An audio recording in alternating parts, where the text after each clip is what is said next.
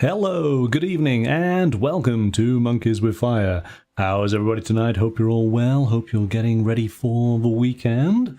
So then, we have got a live playthrough of a board game this evening, and we are taking a look at Divinus from Lucky Duck Games. This is a legacy tile-laying board game that I've been playing for a couple of weeks now, just to get a good understanding of the game and to discover some of its hidden secrets. So it's going to make tonight's live play a little challenging because of the nature of playing a legacy-based game. I don't want to ruin the surprises for you. So what we're going to have to do is dial things back a little bit, play the very first scenario within the game, and try and avoid the little markers that I have that shows where I am up to further along in the campaign. So that's the objective for tonight. Let's jump to the table and I can show you a little bit about the game. Okay, so we have the game board set out. As you guys know, I'm always a little bit limited for room on the table here, and I'm trying to squeeze as much in as I possibly can. So what do we have? We have a central area here with a number of tiles. The tiles effectively depict 3 regions of land. So we got grasslands, we got mountains, and we have the ocean. And you can see those distributed here. And each one in columns, they are numbered. We go 1, 2, 3, 4, 5 and 6, 7, 8 and 9, 10, 11 and 12. The first 6 are drawn from a stack of tiles over here, which tell us that these tiles are going to have faction icons upon them. The other tiles, 7 through to 12, are drawn from this stack over here, and these all have a shrine. I'm not going to go into any more detail regarding that because that's not something that's important for the game that we're going to play this evening, but it does become more important as the game progresses. The game is, to give you a bit of an idea of the narrative, it is a clash of mythological pantheons. It is the clash of the Greek versus the Norse pantheons. And the artwork, when it's all clear on the board, is wonderful. We have Mount Olympus over here, and we have maybe the city of Athens beneath it, and over on this side we have the ocean rolling in with a mighty Norse fleet, and it is the Norse inhabitants who are coming to Greece, and this is where this clash of gods occur. So in the very first scenario, we have 2 primary gods. We have Gaia, who is representing the Greeks, and Ymir, who represents the Norse. And we have their cards here. Typically, the Norse card would be over on this side of the board, but I've tried to make it easier just so that you can see them both there. We are players. It's 1, well, 2, I think you can play it solo, so it's 1 through to 4 players, and you get these wonderful little boxes that depicts your character demigod. And when you receive these at the start of the game, there's no information, just an illustration of your character and a few slots on the back, because you are able to enhance your character through the play of the game. Again, I can't really go into too much detail on that because I don't want to spoil it for you. But inside these boxes, you have a set of wonderful, chunky dice. They are very, very heavy in hand. They are really great.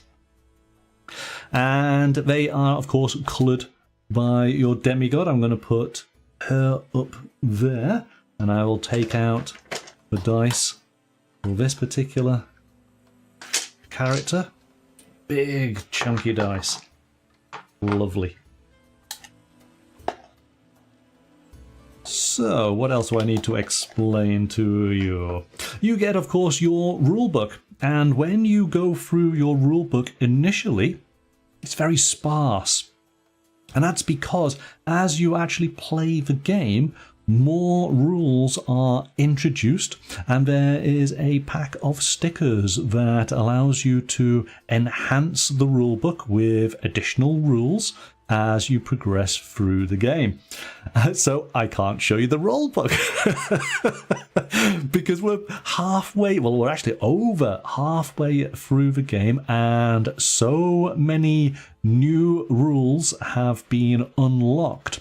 So the game itself is fantastic at teaching players how to play. You go nice and gradually, stage by stage. New elements are introduced as each scenario is completed. Now, because this is a Lucky Duck Games title, if you have played the majority of their games, you'll be familiar that they are typically digital hybrid games. So there is an app, and the app in this instance is used to basically log the scoring during the game, but also to give you the story, because there's quite an engaging story being detailed to you as you go through. Again, I'm not going to show you the app because where we are in the game, quite a lot of story has happened. But the app is very functional, does exactly what you need it to do. And I've played quite a few Lucky Duck games. They are particularly strong in their app development side of the game, which is great. Good evening, Roger. Thanks for joining. Did you want to play as the second player? I was just about to start to explain the rules. And because we are playing the very first scenario within the game, the rules are really, really simple. For this first one anyway. They do get more complicated as you go on, but never to the point where you're scratching your head trying to work out what you've got to do. It's a case of that idea of spinning plates. You get one plate spinning nicely, and then they throw in a new rule, and that's a new plate for you to have to spin. And of course, once you've got accustomed to those two rules, they throw another one in, and now you've got to deal with that one as well. You're working at present, so you can't? Oh, okay, not a problem. I will crack on, and I will act as both players. Okay, so basically what we have is we have a number of quests that we are trying to complete, and ultimately as soon as a player completes a quest, then typically what would happen is you would use the app and you would say which player completed that particular quest, and there would be an element of story narrative for you to read through. And of course, because the app is keeping count of which players complete which quests, then when it does a summary at the end of that particular scenario, points are given out to those who complete the quests first, and maybe they get special abilities, maybe they pick up special items, that type of thing. But let's just break down one of these quest cards so that you can see what is required. Let's take this one just here, and it's going to be that one there. Here we go. Okay, so we have a quest called the Hopeful Flame. And what this requires to complete is that you need to have 3 Greek icons on the grass land. It's as simple as that. Now, the triangle represents actual lands, whereas, let me show you this one as a comparison, the diamond represents an area. And what is an area? An area is the same kind of land with a minimum of 2 joined together, where it forms a sort of complete area.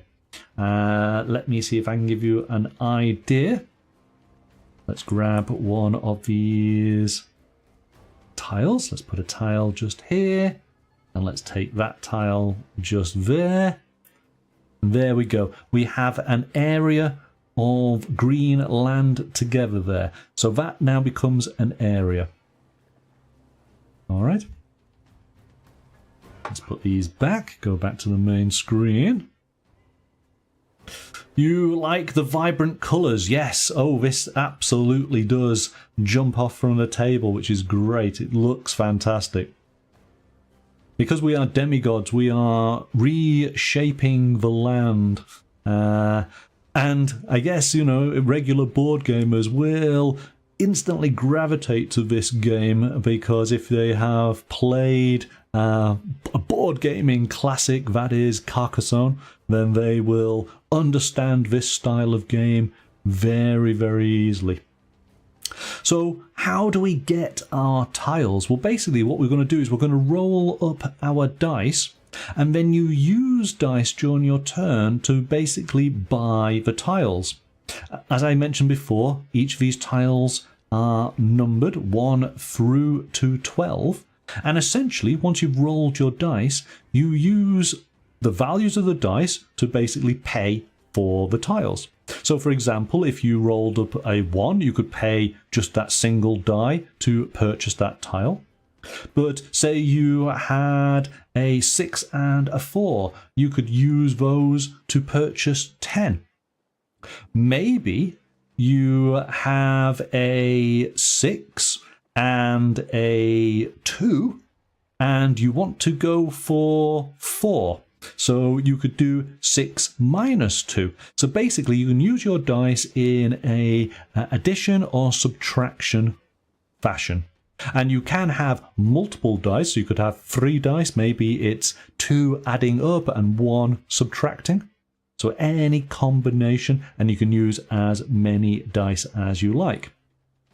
Ultimately, what will happen is you will use up all of your dice, and then you have to rest. And by resting, you basically take back all of the dice that you have used, roll them all again, and away you go. The end of the game is going to be declared by the first player, the one who completes their grid of tiles, and you are aiming to get a complete grid of a 4x4 map. Now, there may be the instance where you are not able to complete that map due to the rules of the game, because of course you've got to have like areas touching one another. And ultimately, if you're not able to complete, or if you rest 2 times consecutively, and of course the opposite player does it the same as well, that then is the end of the game. Rogue is saying, does it have to be the exact number, add or minus to the exact number needed? Yes, that is correct. Yes. Once I get going on this, you'll pick it up very, very quickly. Let me roll these dice. So what I like to do is I like to just put them out in numerical order. Wow, look at these. Again, you guys know how badly my dice rolling is, typically. Due to my limited space, I am going to have to build my tiles off screen. But I'm demonstrating, and in fact, I'm just going to put these here so you can see my numbers. There we go, that's better, isn't it? I'm demonstrating basically the mechanics of the game. So it won't matter too much that you don't get to see me. I'm going to act as the blue player, and we'll let you guys, the chat, you're going to be the green player. So on this side of the board, you are acting as the Greeks, and on this side, I am going to be acting as the Norse. Let's take a quick look then at these quests, because that's what we want to try and achieve, which is going to give us points.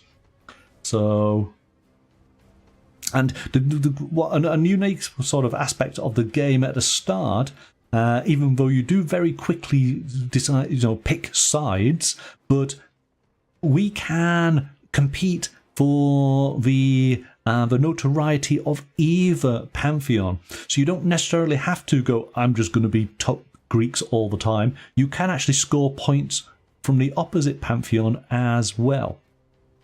So let's just take a look at this one. So what does this require? This requires 3 Norse factions on the green land. I'm just going to I'm going to get the rule book because I want to make sure I get this correct. But I've got to look at it off screen. That's it. So the diamond is a plains area, and the triangle is plains terrain.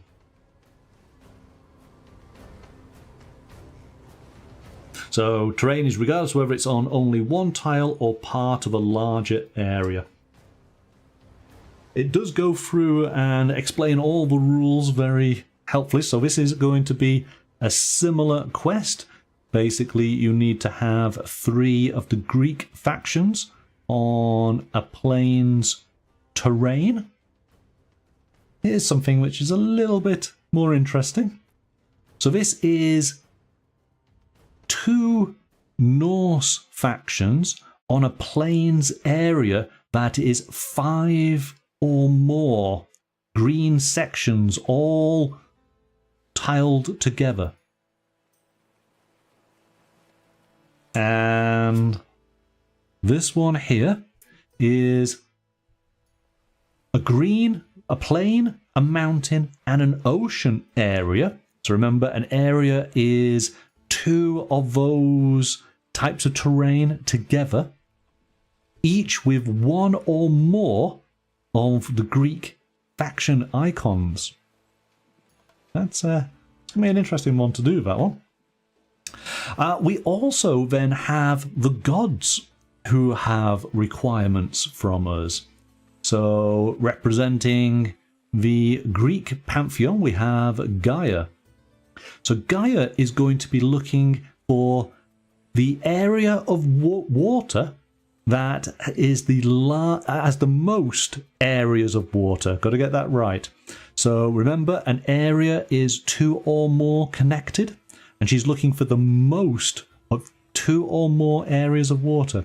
She's also looking for the most areas of mountains. Whereas Ymir, for the Norse faction, is looking for the largest area of water and also the largest mountain area. All right.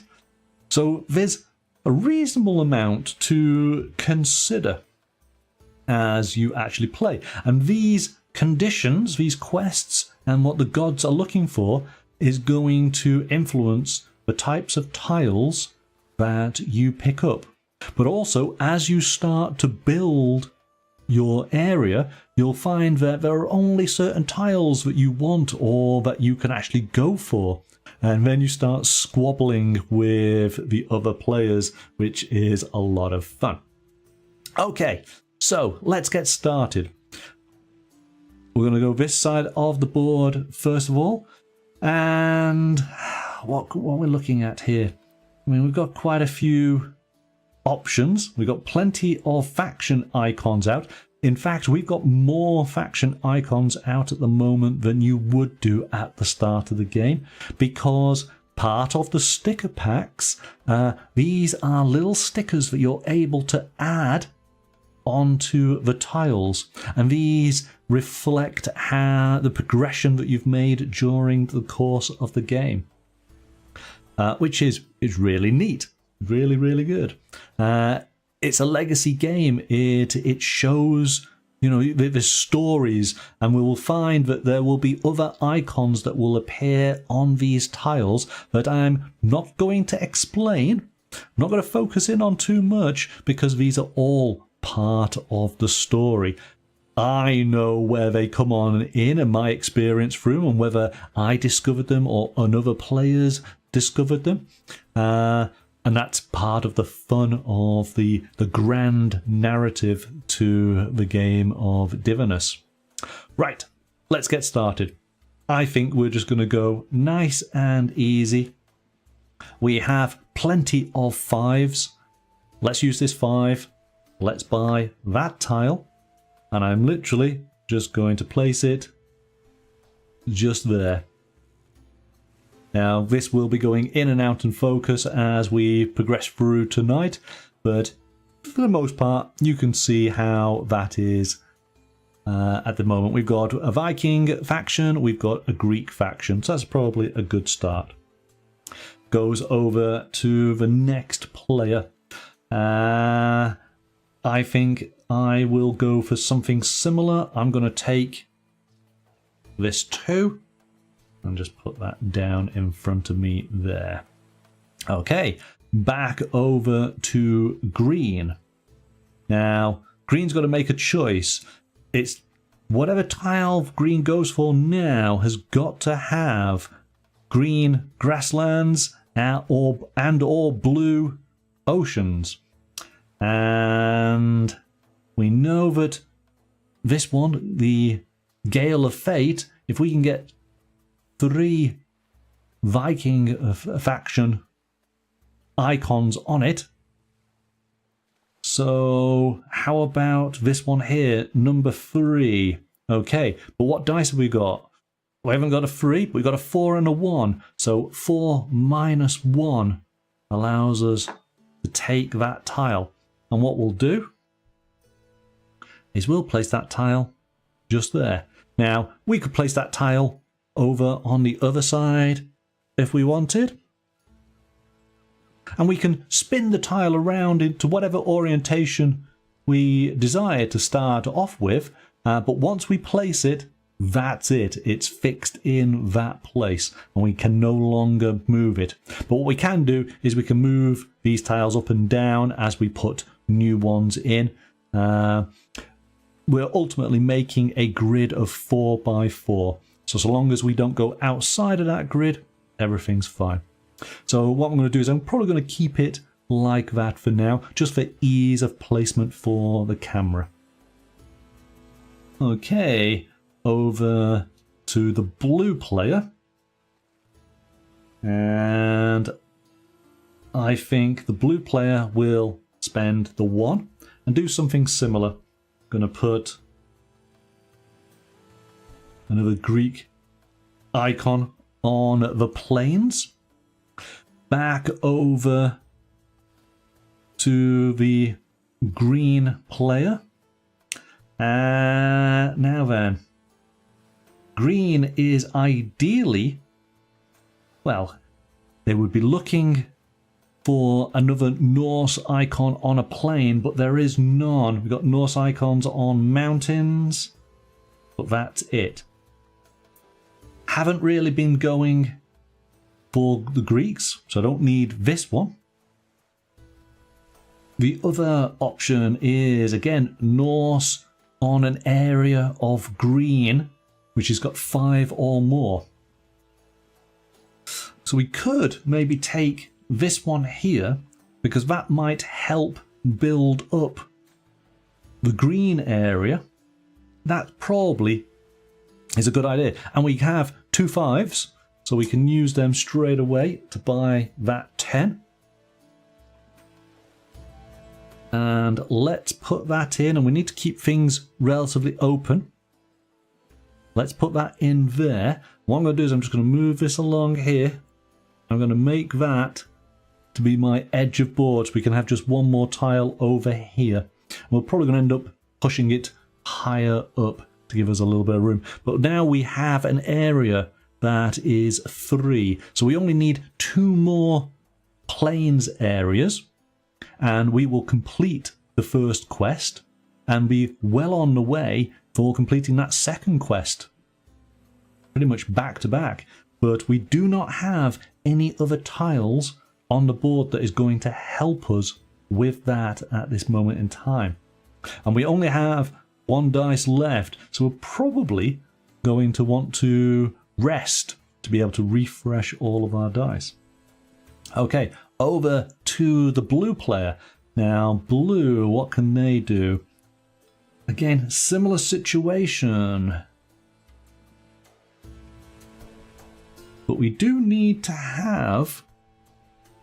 We could go for this one, because if we can make areas of plains, mountains, and oceans with Greek symbols, we already have... We have Greeks on plains. We have a Greek on a ocean. We just need to close the ocean off.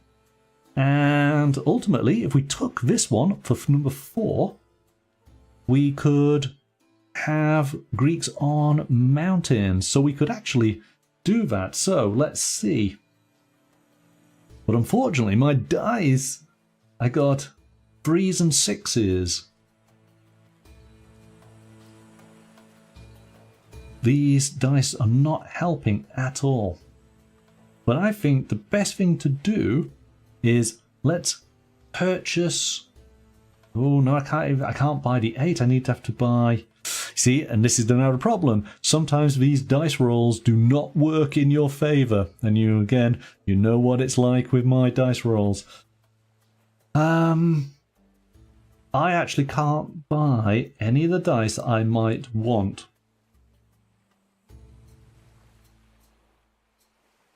So I could refresh. Now that's an idea, because if I refresh, it's only blue is only going to have the choice of whatever tile comes out here. That might be the idea. I'm going to refresh. So I basically take my die and I re-roll the whole lot.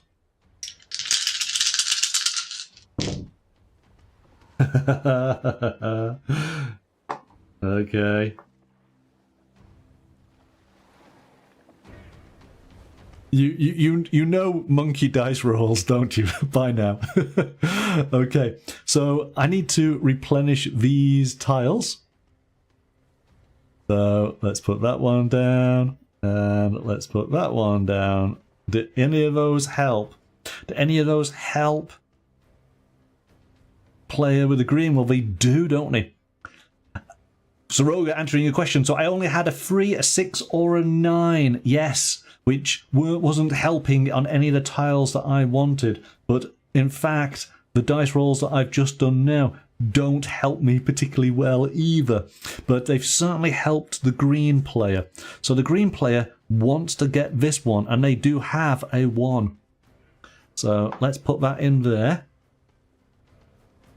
And what we're going to do, I'm just going to move that box out of the way now.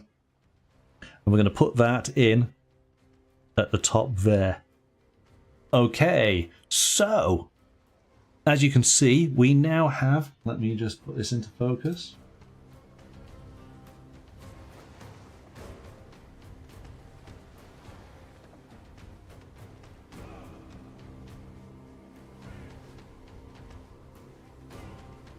Okay, that's not working, not to worry. Okay, so we have a plains area with 3 Norse faction icons. So we have now achieved this objective.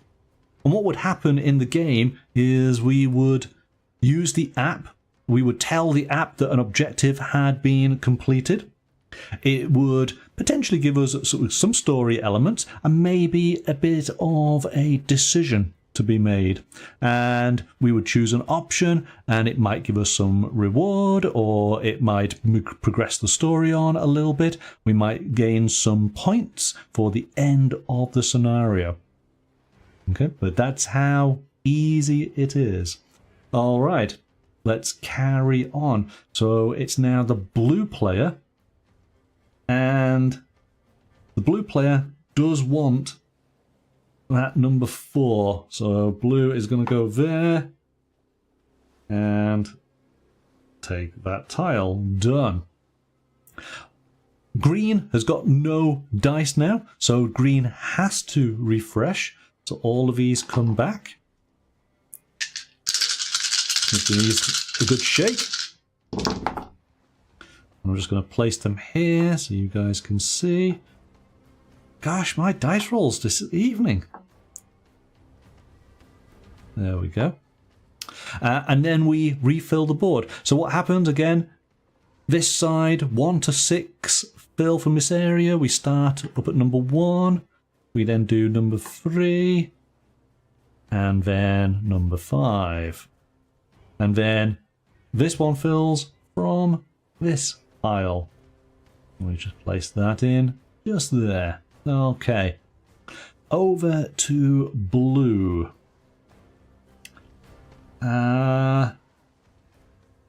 Gosh, no Greek symbols whatsoever.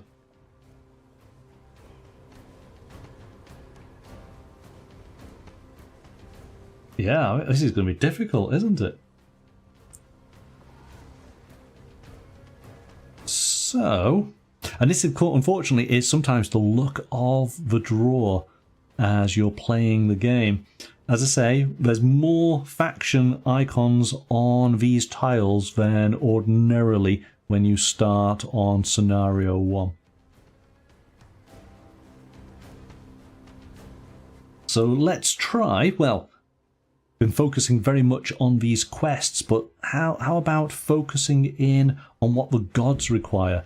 Gaia requires the most oceans and the most mountains, whereas Ymir requires the largest ocean and the largest mountain.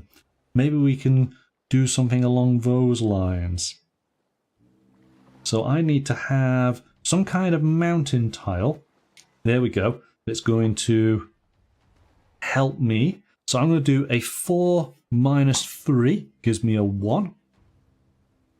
So I'm building up my mountain. I'm trying to make the largest mountain here. Okay, over to the green player. Green player's doing incredibly well, but green wants to continue to build up their green area. And in fact, you can kind of see already, we've got 1, 2, 3, 4.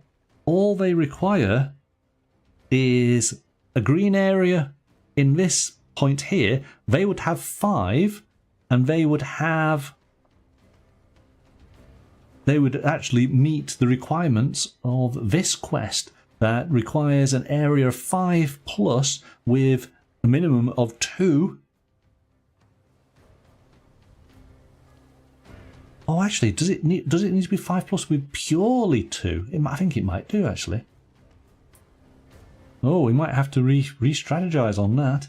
But, oh, yeah. Well, let's carry. We can do 10. So what can we do? We can do the 5. We can do the 2. We can do a 3. Let's do that. That fits in nicely just there. Let me just double check on that. I want to make sure I'm getting it right. Given the number of times I've played this. Quests. Does it say exactly? Unfortunately, like I say, I can't show you. No, can't put that in there.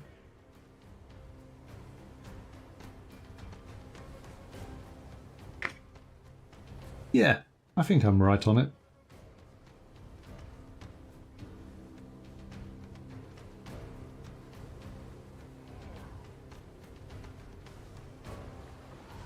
Yep, I think we're good.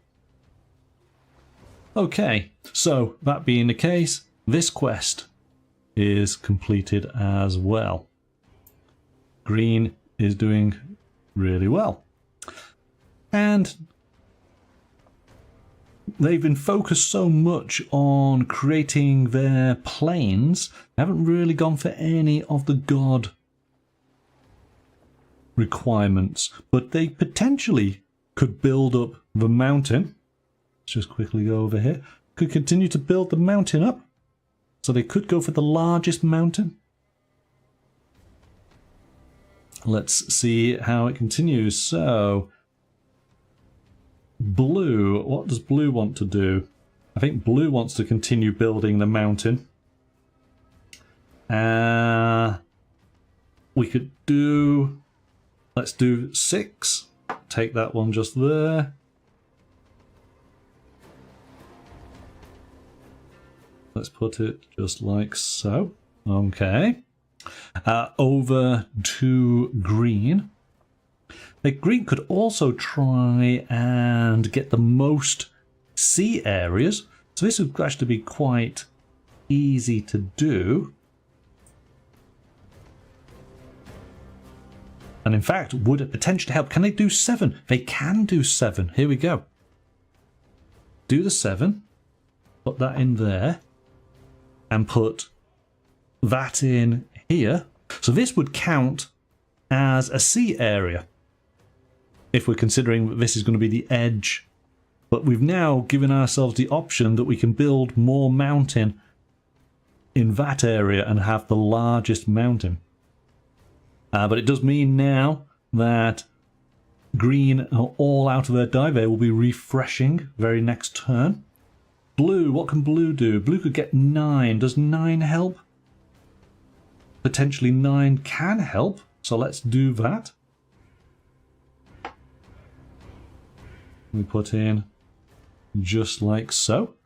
Green now take all their dice back and roll. We're going to get any better numbers?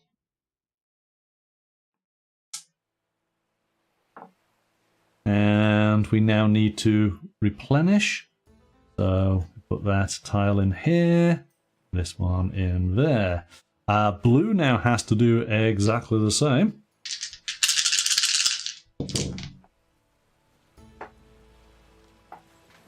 Let me get these in some kind of order.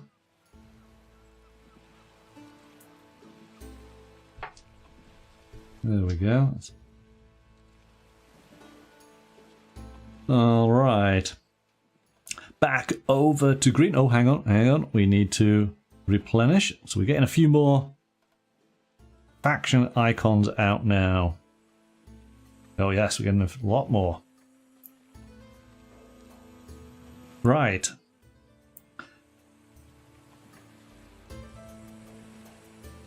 Now, green has already completed 2 of the quests for the Norse pantheon. Could they actually go and complete some of the Greek ones before the blue player even gets round to doing it? Let's see.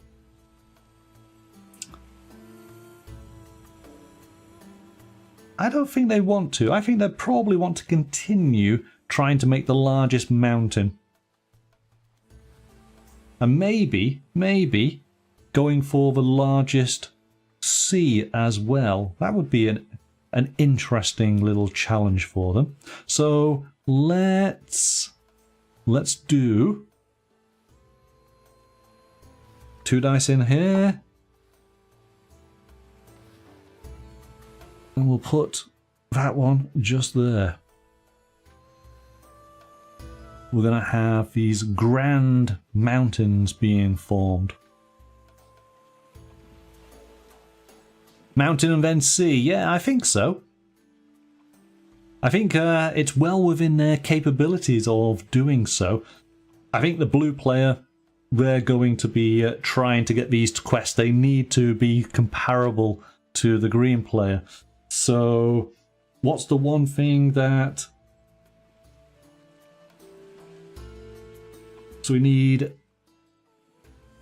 Greek icon on the planes. So 5 or 1. But we have plenty of 5s, so let's do that.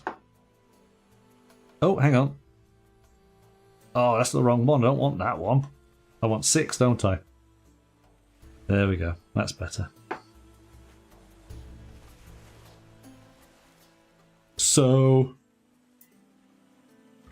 the blue player achieves this one. They have 3 Greek icons on planes, so they take that. Over to green. Green is continuing their mountain, and I think could they go for 12? I think they should do, shouldn't they? Because that's a monumental mountain. So let's put that in there, and they can keep building this mountain up.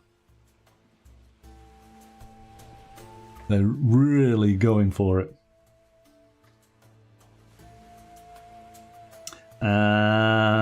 Blue player. So they need to have Greek icons in mountain. They just need to cap off one of the seas. So it looks like 8. 8 would cap that off. So that goes in there. Does that.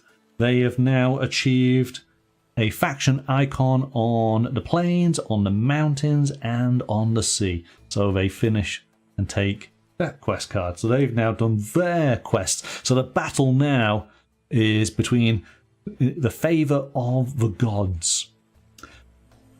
What can green do to continue? It's either continue that mountain. Oh, 4 would be a good one. But they can't do it because they've only got a 5 and a 6. So what's that? 11, isn't it? 11 would work for the ocean. Let's see. I think they're going to use both of those to continue the ocean. And what we'll do is we'll put that just there. We're going to hope we get something good here. It is a 4x4. So I'm going to have to sort of squeeze things in a little bit. What I will do, in fact, since we've got used to things a little bit better now, I'm going to move that to here and give ourselves a little bit more room. So we've got room down here now if we want, or we could make another area here. Because it's up to you as you're progressing, but once the tiles are laid down, those are locked into position. So we'll see how it goes. Maybe we can link this round here, and that could make this epic ocean, couldn't it? Wow, that could be a mighty ocean. Okay, so green has got no dice. They're going to have to refresh on the next turn. Blue still has a dice. And you know what I'm going to do? Because we've used up all the quests, I'm going to put blue's dice up at the top here so you can always see what blue is working with. So blue wants to make some areas if they can. We've got 10. 10 is that one. That's no good. What have we got? 8.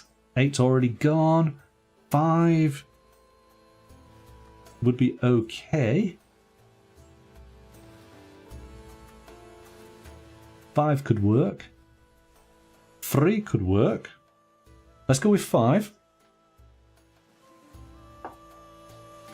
Let's just place that in like so. So we're making up some little areas now. We're trying to... but that's not really helped. Gaia is looking for ocean areas and mountain areas. So that it's helping to complete the 4x4 grid, but it's not helping me get the points of what she requires. You need to keep remembering what these gods are asking from you. Okay, green now refreshes.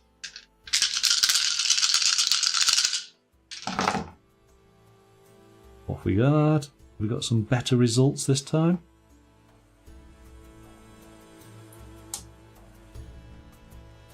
We do need to replenish tiles.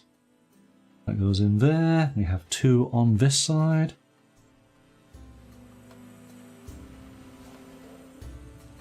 Okay. Blue can go. What can blue possibly do? Blue might want to... Oh.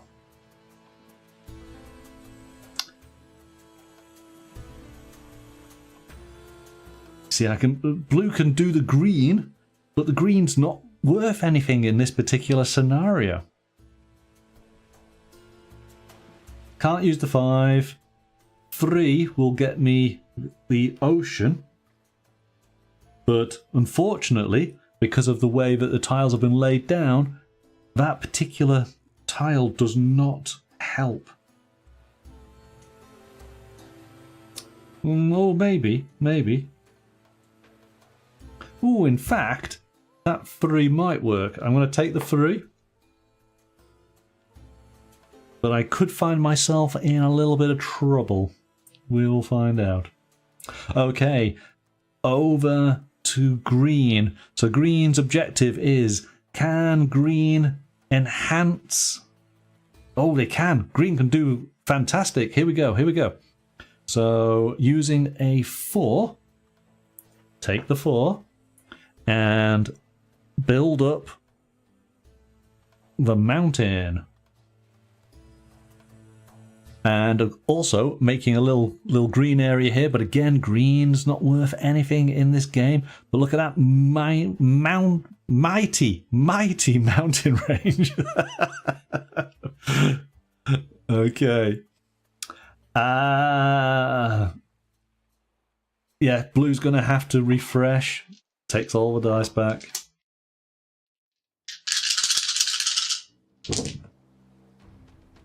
We've got a bit more space this time.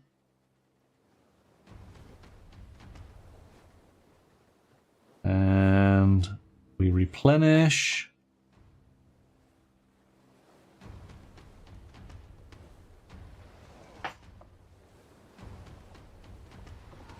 There we go.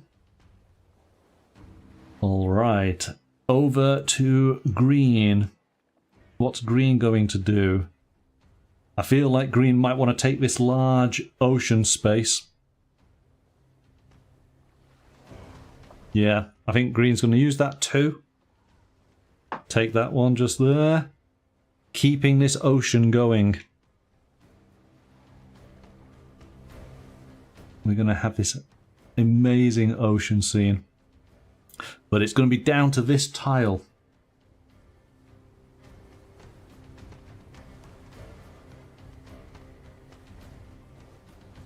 And it's not looking favourable, is it? How much is the top far right, says Roger. You mean this one just here? This is 10. It's 1, 2, 3, 4, 5, 6, 7, 8, 9, 10, 11, 12. And yes, actually, yes, that's the one you want, isn't it? That is the one you want.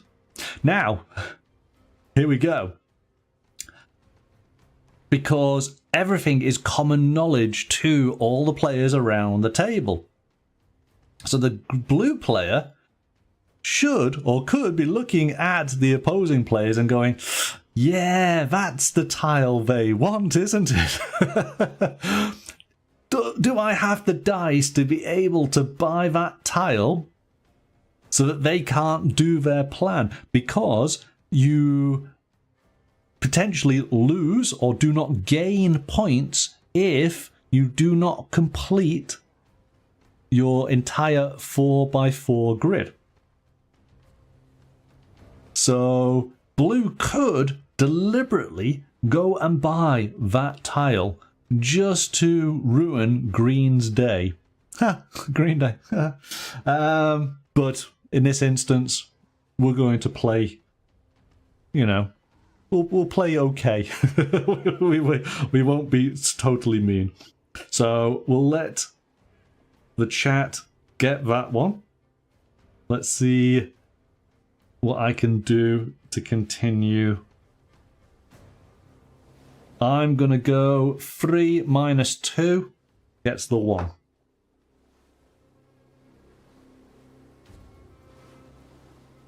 Okay. So, are you thinking that you're definitely going to have to go for that 10, yes?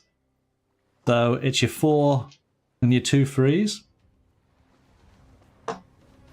Because maybe the other player didn't notice and you need to swoop on in straight away to go and get that tile. Now, you've only got...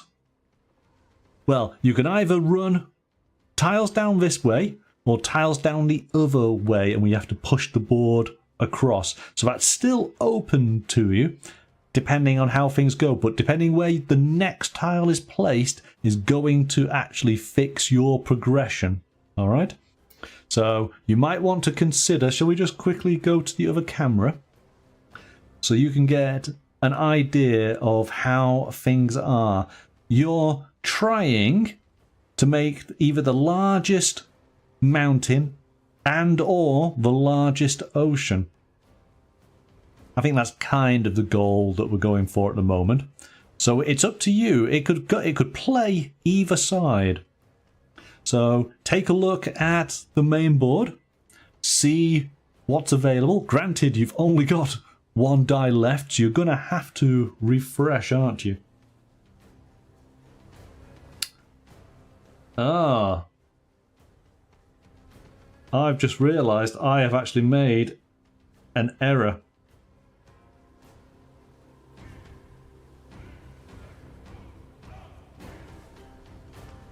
I've made an error on my map. Which would mean that at the end of the game, no matter what, I couldn't win. I've actually put an illegal placement of a tile. I will show you when we get to the end. I'm concentrating on this one so much now. Okay. So, blue. What can blue do to continue and try and put tiles in correct places? I think blue can go for 8. Yeah, 6 and 2. We'll take that one just there. Okay, done. Green is having to refresh.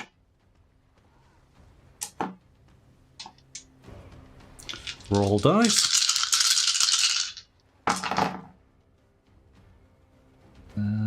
Sixes and 5s. Got a 4. Got a 2. Got another 5. What have we got? 7. What can 7 get me? This one up here.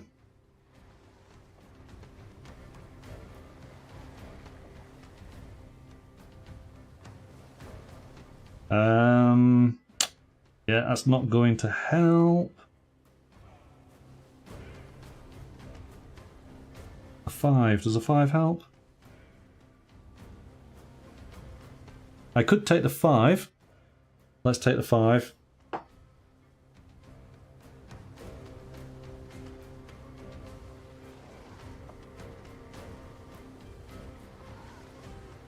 Although this is not helping at all as far as trying... Oh, hang on. I needed to fill these up, didn't I? Put that there. Put that there. And that one just there. Okay. It should have been before blue went, so I missed that. But I don't think it would have helped anyway. So over to green. So here's your big decision. Which tile on left or right of your current placements are you going to do? You've got all of your dice available to you.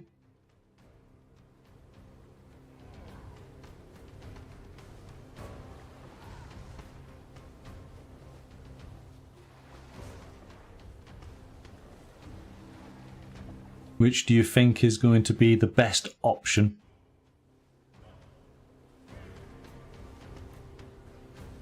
keeping this ocean going. 11 is good. Gives you lots of freedom. You could be creative and use 2.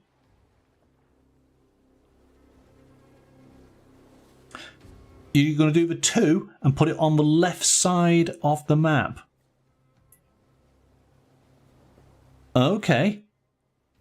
And at which point position on the left side are you going for? I'm assuming if you're doing number 2, are you going to be putting it down at on the bottom row?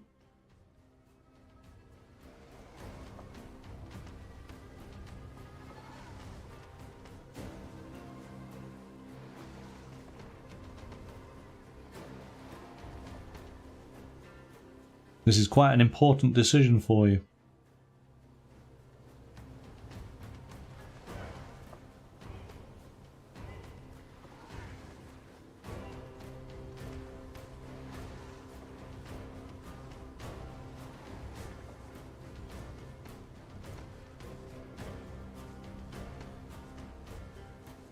I would imagine, so let me start moving these across while you're having a quick think. Let's put these to here.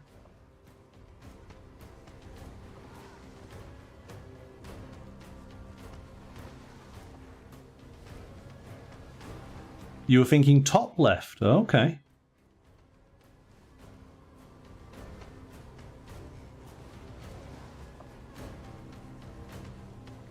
Right, so we don't have to worry too much about this side now.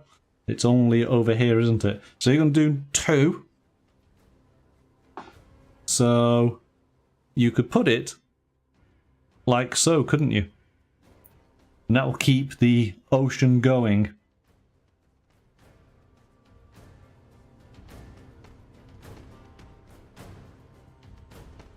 So you're going to be able to build up this area and make hopefully something here.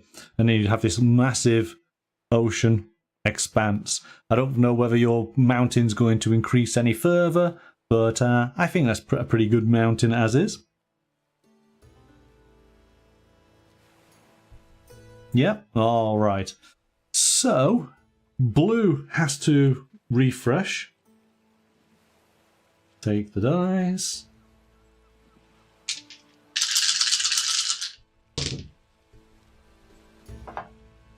Those there. Oh. Refresh tiles.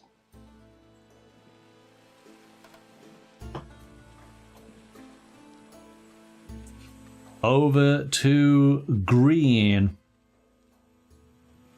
I'm going to suggest that you'd probably want to go for number 1 using your, what, a 5 minus 4?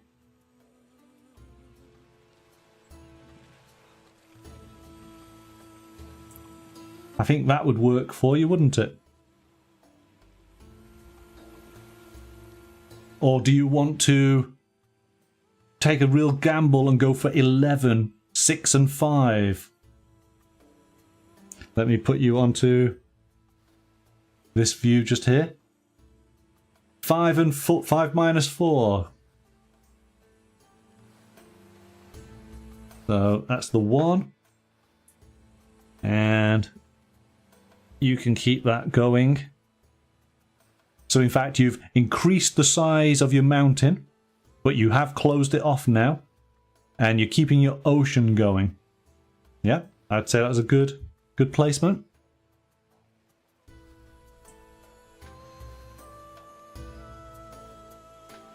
And I think if you look at the tiles now, you've only got 2 tiles left, and you're going to have to, yeah, you're going to have to hope that these work out. So start planning ahead for your final 2 tiles.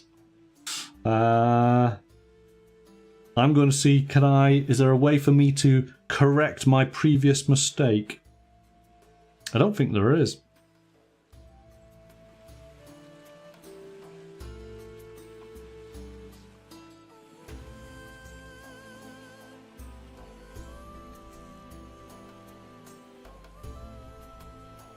Oh, there is?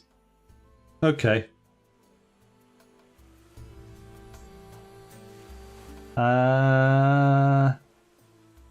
We'll do 5 and 4 is 9. We'll take that.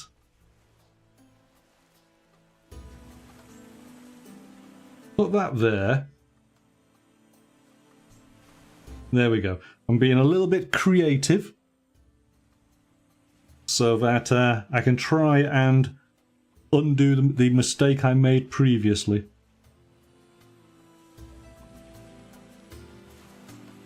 But I think that's probably caused me new mistakes, but then at least it kind of finishes the game with me finishing with an incomplete map, which is maybe a bit better. Okay, over to green. What are you going to do? Which are you going to gamble and go for?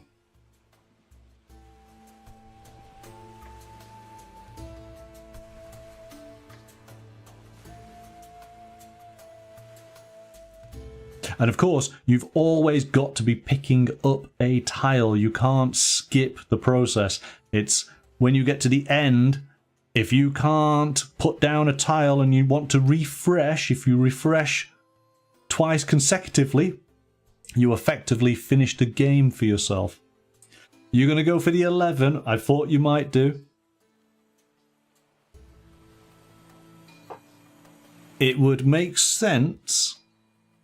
Now, what are you going to do? Are you going to place the 11 to cap the green land there? Or is it better to keep the ocean going? In fact, it might be... In fact, it is better. Oh, is it? Is it better? Yes, it is better to do it that way.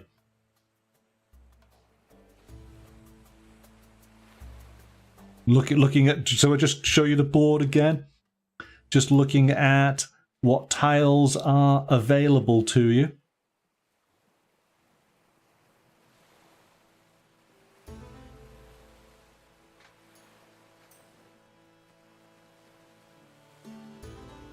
Yeah. Yeah, keep the ocean going. Yeah, okay, all right. Over to blue.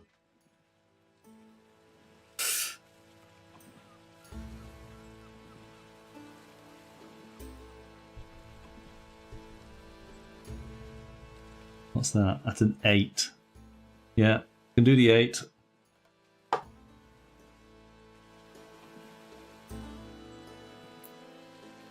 Right. Oh, okay. Green, what are you going for? It's just typical, isn't it?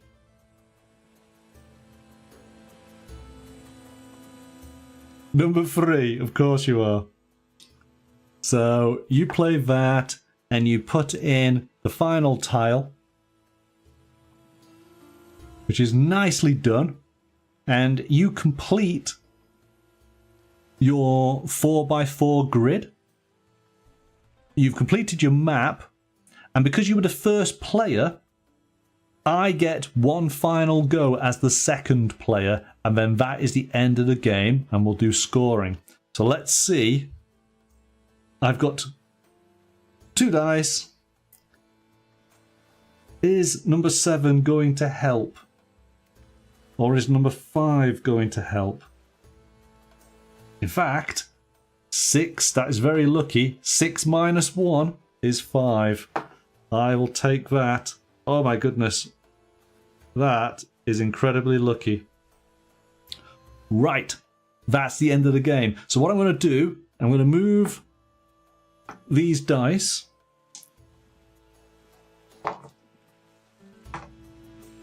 Put these tiles back here so that I can actually move my board up so you can see what I was creating.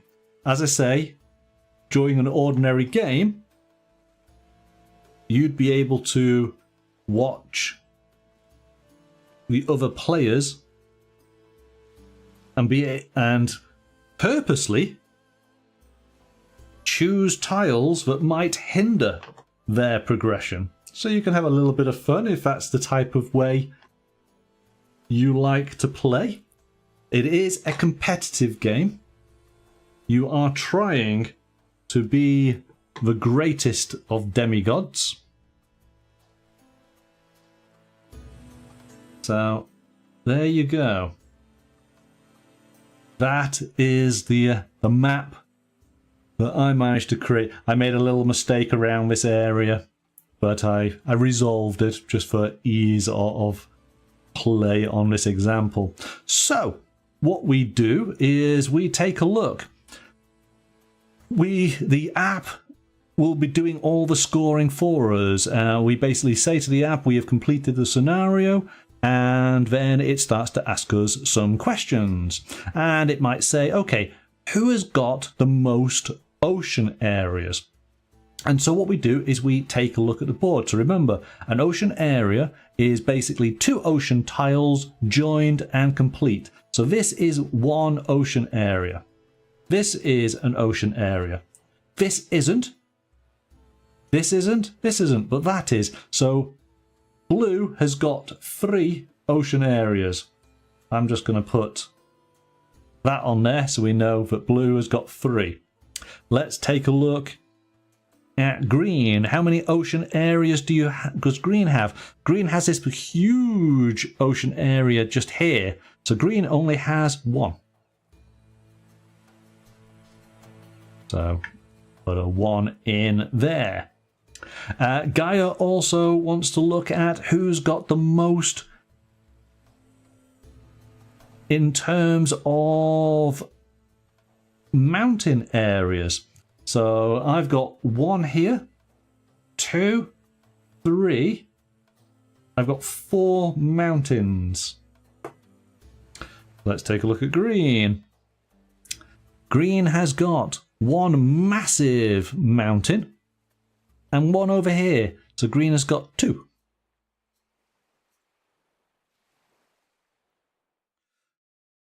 Ymir is looking for the largest ocean.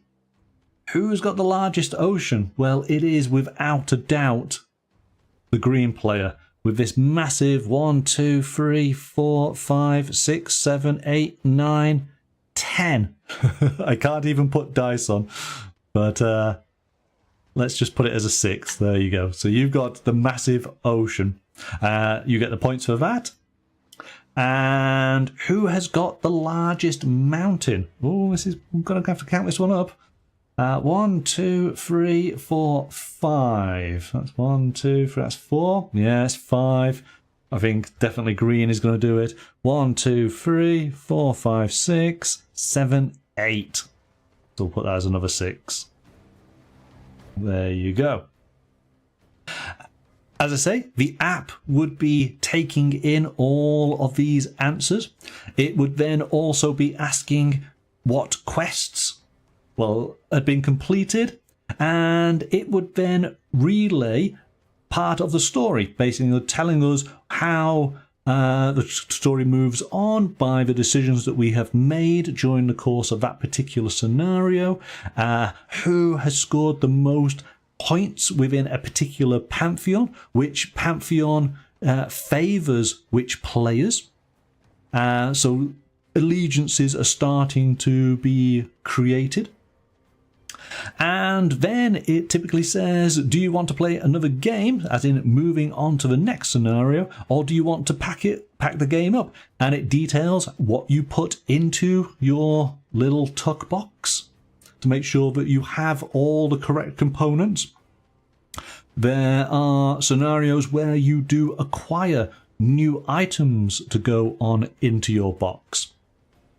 You acquire stickers that you place on the front part of your box as you discover things. So it makes your character builds up a story, and it's very unique to your game experience. But ultimately, and I hope that you've obviously seen it as we've played, if you are familiar with the game of Carcassonne, this is that game with new rules added as each scenario progresses, right? And, I really enjoy it. I was a big fan of Carcassonne. played it many times. So I've been really enjoying this experience. I feel that my knowledge of the Carcassonne expansions has really helped with this. I'm enjoying the story as we go along. I will say that I guess it kind of depends who your audience might be and who you are and what your sort of relationship is with mythology. So for me personally, I really like Greek mythology. And I envisage it from a more a sort of historical and accurate perspective. The way that the mythology is depicted in the game, I'm going to liken it closer to the Percy Jackson experience of mythology. So this game in its dialogue is very much geared around a family audience. So if you were looking for a very realistic depiction of Greek and Norse mythology, then you're not going to quite get it with the narrative in this game. If you're looking for maybe a bit closer to the surfer bro gods, then yeah, it's closer to that. And I guess it depends how you feel about it. That aside, the game is great. It's a lot of fun. The components are all fantastic. The artwork is beautiful and colourful, as you pointed out, Roger, as we've played. There are expansion packs that you can purchase that allows you to play the other side of this board. There's unique artwork on the other side. And once you get to the end of the game, yes, you can continue with a sort of advanced version, but you can also get a refresh pack, which ultimately takes away any of the stickers that you might have placed on tiles or on boxes or within the instruction manual, and allows you to reset the game completely to a bought brand new version, to which then you could play again. So there you go. That is Divinus. Yeah, really enjoy it. Lots of fun. Lots of fun. Rogi said it's a lot of fun and looks fantastic. Yes, it does indeed. Does indeed. So our thanks to Lucky Duck Games for providing a copy of Divinus for us to play this evening. That was good. And hopefully I haven't spoilt too much of the story, but given you enough to get yourselves excited about the game. Now, next week, we're going to start with another game that has a story that we can spoil. But this time, we've got a game where we're going to be playing Mission Zero. And this is War Story Occupied France from Osprey Game. This is a choose your own adventure game set within the Second World War. I'm very excited about this. The game releases in a month's time, so we have got an early version of the game. Well, it's the final version of the game, but we've got it early. We've got it a whole month early. So this is going to be a great opportunity for you to check out the game, see if it's the type of game you'd like to play, and then obviously get your pre-order in with the store. And the version of the game we will be playing is not part of the main game, so you're not going to ruin your experience, but you are going to learn all the rules. This really does require people in the chat to get involved, to look out for the clues and make decisions. So we will be starting 7 o'clock sharp next Tuesday. Please do join me, because I think you're going to really enjoy this game. All right. Looks exciting, says Roger. Yes, I think this is definitely a game you're going to want to take a look at. So hopefully you will be available next Tuesday at 7 o'clock. All right, that just leaves me to wish you having a fantastic weekend and look forward to seeing you next week. But until then, bye for now.